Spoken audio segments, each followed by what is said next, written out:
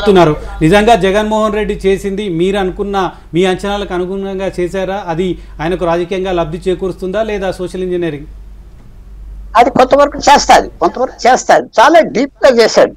చాలా నేను ఏమన్నా సోషల్ ఇంజనీరింగ్ చేశాడు, దాని మీద ఫోకస్ అవుతున్నాడు. ఇప్పుడు మనకు వచ్చేది ఏంటి? ఎవరైతే డిప్రైవ్డ్ అవ్వారో, ఆ బెనిఫిట్ రాలేదో వాళ్ళు రియాక్ట్ అవుతారా అవదా? నాకు ఇవ్వలేదు కదా అనుకుంటాడా? నాకు తక్కువ ఇచ్చాడే, ఒకరు 50,000 ఇచ్చారు, నాకు 10,000 ఇచ్చాడే. అది మనకి ఎలక్షన్ ఎగ్జిట్ పోల్స్ లో తెలుస్తాడు. కోపం ఎవరికి ఉన్నది, కోపం ఉన్నదని బయట పెట్టుకోడు. ఎందుకంటే ఎవరైనా ఇస్తున్నప్పుడు క్వైట్ గా ఉంటారు తీసుకునే వరకు. అది కొంచెం ఆంధ్రప్రదేశ్ లో ఉన్న మంచి గుణం అనుకోండి. ఏం చూపెట్టరు, వచ్చేదంతా క్వైట్ గా తీసుకుంటారు. తర్వాత వాళ్ళకి ఏమైనా అనుమానాలు కోపాలు ఉంటే చూపెడతారు. సో అందువల్ల అది సోషల్ ఇంజనీరింగ్. ఒక చిన్న పాయింట్ చెప్తున్నా, మీరు అడగచ్చు సోషల్ ఇంజనీరింగ్ అంటే ఐడియల్ గా ఏం చేస్తే బాగుంటుందంటే, నా వ్యూ సాచ్యురేషన్ అంటే కేసీఆర్ చేసాడు రైతు బంధు. తెలంగాణలో చాలా మంది ఆక్షేపించారు, ఆయన గొప్పగా ఇచ్చారు. గొప్పలు 1% ఉంటారు, మిగతా వాళ్ళు అందరికి ఇచ్చేయటంలో ఫార్మర్స్ లో ఎవరికి ఆయన మీద కోపం లేదు. ఒక ఎలక్షన్ అంతా వేసారు, 2 ఎలక్షన్ కొంతమంది వరకు వేసారు. సో ఆ సాచ్యురేషన్ ఏ స్కీమ్ పెట్టినా, పథకం పెడితే ఎవరైనా నీకు కావాల్సింది తీసుకోలేకపోతే తీసుకోవద్దు. నువ్వు మహా డబ్బున్నావు అన్నావు కదా, నువ్వు వద్దు, నీ పెన్షన్ తీసుకోవద్దు, కావాల్సే ఇస్తా, అది చెయ్యాలి. అది రాజకీయంగా అది చాలా బెనిఫిట్ వస్తుంది. ఎక్కడైతే ఎక్స్క్లూడ్ చేస్తారో దానికి తప్పకుండా ఒక రిజల్ట్మెంట్ మాత్రం ఉంటుంది అని ప్రతి ఎలక్షన్ లో చూస్తున్నాం. ఎందుకు ఓట్లు వేయటం మానేశారు? కాంగ్రెస్ పార్టీకి 2014లో విశేషమైన తిరుగుబాటుతనం ఎందుకు వచ్చింది? ఎందుకంటే కొన్ని స్కీమ్స్ కొంతమందికే వెళ్ళినాయి, మిగతా వాళ్ళకి ఏమన్నా అన్నారు, క్వాలిఫైడ్ కాదన్నారు, రియాక్షన్స్ వస్తాయి. అది ఎంతవరకు జరిగింది అది మనకు తెలుస్తాయి. ఒక్క నిమిషం లైన్లో ఉండండి పుల్లారావు గారు. నగేష్ గారు మీరు చెప్పండి, ఇంతకుముందు పుల్లారావు గారు చెప్పిన దాని మీద మనం ఏకీభవించవచ్చా? సోషల్ ఇంజనీరింగ్కి సంబంధించి కానీ, వెల్ఫేర్ స్కీమ్స్కి సంబంధించి కానీ మీ వాదన ఏంటి? అంటే పుల్లారావు గారు చాలా సున్నితంగా, చాలా జాగ్రత్తగా, ఎక్కడ ఎవరిని నొప్పించకుండా చెప్పారు. బట్ ఇప్పుడు సోషల్ ఇంజనీరింగ్లో రెండు భాగాలు ఉన్నాయి. ఒకటేమో కులం, ఇంకోటేమో మతం. ఇవి రెండు ఏమిటంటే ఎవరు మాట్లాడడానికి భయపడతారు. కానీ ఇప్పుడు దీని గురించి ఎప్పుడైతే ఈ సమయంలో కూడా అద్దుల నుంచి తొలగిపోయాయి, అన్ని ఎల్లలు తొలగిపోయాయి. కులం గురించి మాట్లాడడం, మతం గురించి మాట్లాడడం తొలగిపోయి. కానీ మనం యూజువల్గా అవాయిడ్ చేస్తున్నాం. బట్ ఆ సోషల్ ఇంజనీరింగ్ ఎక్కడ జరుగుతున్నదంటే, పాలకులు ఏం చేస్తున్నారంటే తన కులానికి ఎక్కడ వాళ్ళకి లాభం కూరుస్తుందో మనం చూస్తున్నాం.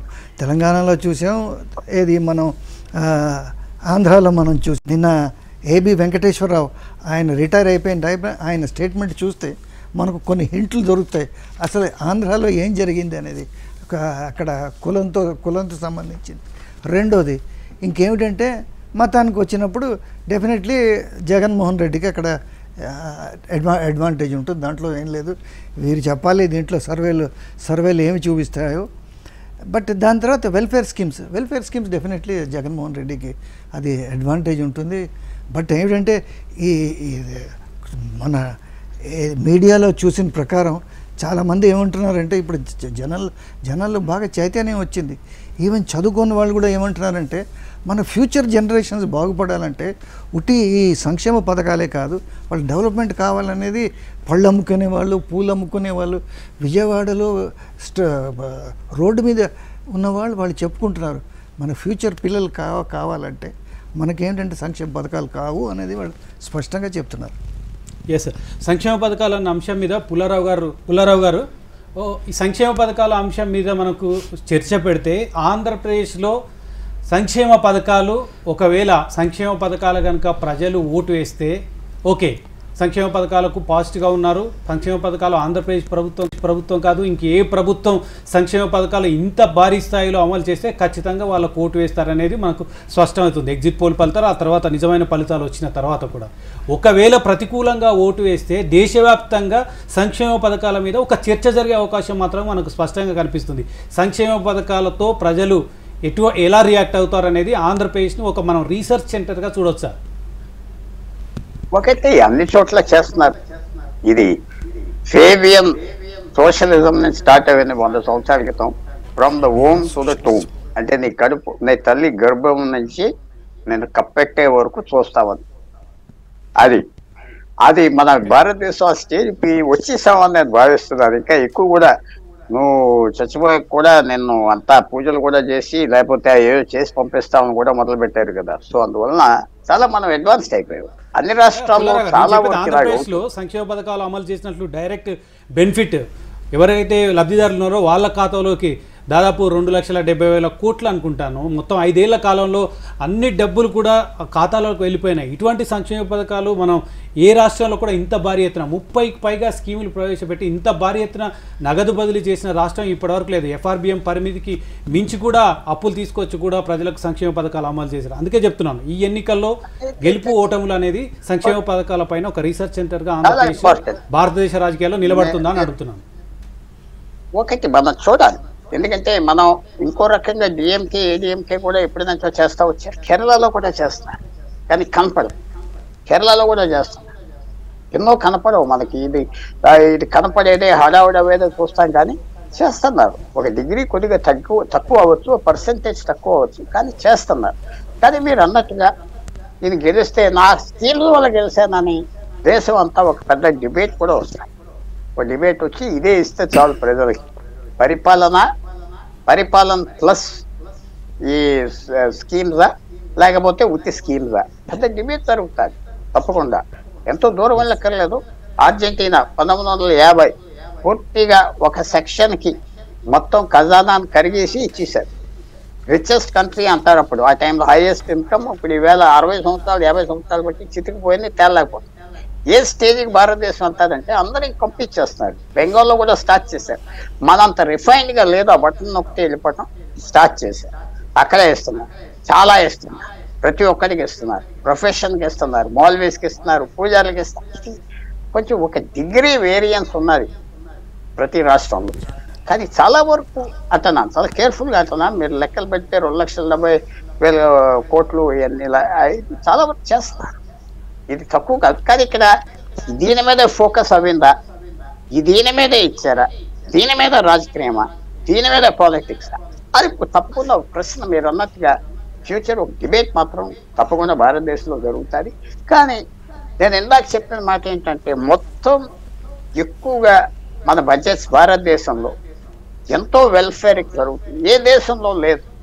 మీరు కొన్ని గవర్నమెంట్ హాస్పిటల్స్ వెళ్ళి చూస్తే ఎంత ఆశ్చర్యం వేస్తారంటే నాకు ఎప్పుడు ఇంత గొప్పగా రన్ చేస్తున్నారా అని, ఇంత గొప్ప వైద్యమా భారతదేశంలో. అందువల్ల నేను ఎగ్రీ అవుతాను. పెద్ద డిబేట్ వస్తుంది, ఎందుకంటే హైలైట్ చేశారు. ముఖ్యమంత్రి నేను వెల్ఫేర్ ఇచ్చా నాకు ఓటేస్తారు అన్నాడు కాబట్టి. సో ఓటేస్తే నాకు వెల్ఫేర్ గురించి చేస్తాడు అదే చెప్పుకుంటాడు కదా. ఓటు ఇవ్వకపోతే అప్పుడు పెద్ద డిబేట్ వస్తుంది దేశం అంతా.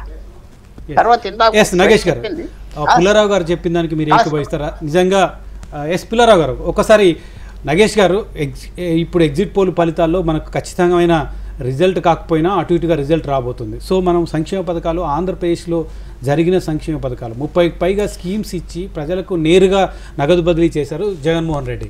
ఈ ఫలితాలు నిజంగా పాజిటివ్గా వస్తే ఒక రకంగా, నెగిటివ్గా వస్తే ఇంకొక రకంగా చూసుకోవాలి. ఆంధ్రప్రదేశ్ని ఒక ప్రయోగ వేదికగా, సంక్షేమ పథకాల ప్రయోగ వేదికగా చూసే అవకాశం ఉందా? అట్లా కాదండి. ఇప్పుడు ఎలాగైతే దేశం మొత్తం ఒక ప్రయోగశాలగానే ఉంది, ఎట్లాగా డైరెక్ట్ బెనిఫిట్ ట్రాన్స్ఫర్ స్కీమ్ అనేది కేంద్రం ఇంప్లిమెంట్ చేస్తున్నది. అది 1-2, కానీ ఇక్కడ 30 సంక్షేమ పథకాలలో నేరుగా డిపిటీ ద్వారా డబ్బులు వెళ్ళిపోతున్నాయి. 11 కోట్లు ఏది బ్యాంక్ అకౌంట్స్ ఓపెన్ చేసిందండి కేంద్ర ప్రభుత్వం. దాంట్లో ఏమిటంటే రైతులకు కానీ వేరే విధంగా కానీ దాంట్లో డైరెక్ట్గా వెళ్ళిపోతున్నది. ఆ 11 కోట్లని మీరు ఇంట్లో 4 ఓట్లు వేసుకోండి. ఇంట్లో 4 ఓట్లు అంటే 44 కోట్లు అయిపోయి 90 కోట్లు మొత్తం ఓటర్స్ ఉన్నారు. దాంట్లో 40 కోట్లు బీజేపీకి వచ్చేస్తే మరి బీజేపీ గెలిచిపోయినట్టుగా కదా. ఒకవేళ సంక్షేమ పథకాలే పనిచేస్తే ప్రజలు బాగా అంటే విజ్ఞానవంతులు అయ్యారు. వాళ్ళు ఊరికనే సంక్షేమ పథకాలకి వాళ్ళు తీసుకుంటారు. వాళ్ళు సంక్షేమ పథకాలు నేను టీవీ ఇంటర్వ్యూస్ చూస్తున్నాను. నేను సంక్షేమ పథకాలు మంచిగానే చేస్తున్నారు, కానీ మన పిల్లల భవిష్యత్తు కావాలంటే అభివృద్ధి కావాలనేది చాలా స్పష్టంగా అందరూ చెప్తున్నారు. అది తీసేసుకుంటున్నారు. అట్లాగైతే ఇప్పుడు డబ్బులు పంచిపెడుతున్నారండి. ఎలక్షన్ నాడు, ఓటింగ్ నాడు డబ్బులు పంచిపెట్టుకుని డబ్బులు తీసేసుకుని వాళ్ళకే ఓటు వేస్తున్నారా? అది కూడా జరగటం లేదు కదండి. అది ఏంటంటే 87% మంది ప్రజలకు ఆంధ్రప్రదేశ్లో నగదు బదిలీ జరిగింది. 2,70,000 కోట్లకు పైగా 70,000 కోట్లకు పైగా వెళ్ళింది. అవన్నీ కూడా ఓట్ల రూపంలో తనకు లాభిస్తాయి. 70% ప్రజలకు మేము డబ్బులు ఇచ్చాం కాబట్టి గ్రామీణ ప్రాంతాల్లో ఉన్న ప్రజలంతా తమ వైపు ఉన్నారు. ఖచ్చితంగా తమకు అధికారంలోకి డెఫినెట్లీ అండి. నేను చెప్పిన తర్వాత ఒకటి మాత్రం చెప్పాలి. ఎందుకంటే ఇప్పుడు జగన్ని చూసి చంద్రబాబు నాయుడు కూడా తన ధోరణిని మార్చుకున్నారు కదా. ఆయన కూడా బోల్డన్ని సంక్షేమ పథకాలు స్టార్ట్ చేశారు కదా. అంటే ఇప్పుడు ఇద్దరు సంక్షేమ పథకాలు పనికొస్తాయనే కన్క్లూజన్కి వచ్చారు. బట్ మరి ప్రజలు మరి అంతగా అనుకుంటున్నారు లేదు. అంటే దిస్ సంక్షేమ పథకం వర్సెస్ దట్ సంక్షేమ పథకం అనేది ప్రజలు డిసైడ్ చేసుకోవాలి. అదే ఏపీ శ్రీలంక అవుతుంది ఈ అప్పులు ఈ సంక్షేమ పథకాలు చూస్తే. ఎస్ పుల్లారావు గారు. నాగేష్ గారు ఇంటరప్ట్ చేస్తున్నాను ఒక నిమిషం. కానీ డబ్బులు ఎలక్షన్లో పంచిపెట్టడం బాగలేదు కదా, అది కూడా మనం జ్ఞాపకం పెట్టుకోవాలి. ఓటర్లకు కూడా డబ్బులు ఇచ్చారని స్పష్టంగా నేను చెప్తున్నా, అందరికి తెలిసిన రహస్యమే. సో అది కూడా ఏంటంటే అది ఇంపాక్ట్ ఎంత ఉన్నది, అది పెద్ద విషయం.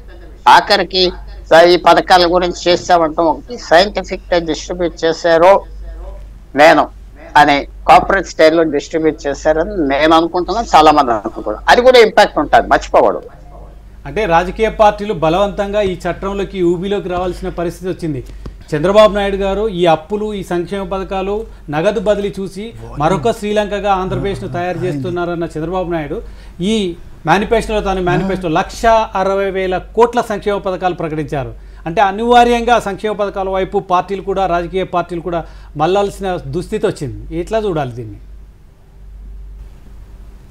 అదే నన్ను అడుగుతున్నారు. అదే ఎస్ పుల్లారావు గారు. హలో, ఇది తప్పదు కదా. అది ప్రామిస్ చేయకపోతే ప్రజలకి ఆ డబ్బు కావాలి, గౌరవం కావాలి, పరిపాలన కావాలి, మంచి కాలేజెస్ కావాలి, మర్యాద కావాలి, అన్నీ కావాలి.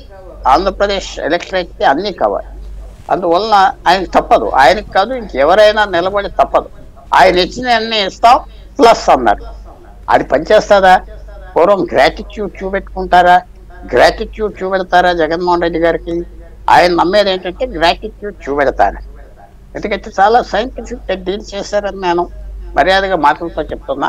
చాలా సైంటిఫిక్గా డీల్ చేశారు. సో అది ఎంతవరకు ఆ లాయల్టీ ఉంటుంది, ఆ లాయల్టీ ఎంతవరకు పనిచేసింది, అది చంద్రబాబు నాయుడు గారికి పెద్ద ఛాలెంజ్. ఆ లాయల్టీ పనిచేసిందా? ఆయన మాటలు విన్నారా? ఆయన ప్రామిసెస్ కూడా ఇలాగే ఉంటాయి కదా, ఆయన ట్రై చేద్దాం అనుకుంటున్నారా? లేకపోతే పరిపాలనలో ఏమైనా లోపం కనపడిందా? జగన్మోహన్ రెడ్డి గారి పరిపాలన కనపడితే సైలెంట్ గా ఉండి వ్యతిరేకంగా ఓట్లు వేస్తారా? సో ఇవన్నీ బయటకు వస్తాయి. బ్లైండ్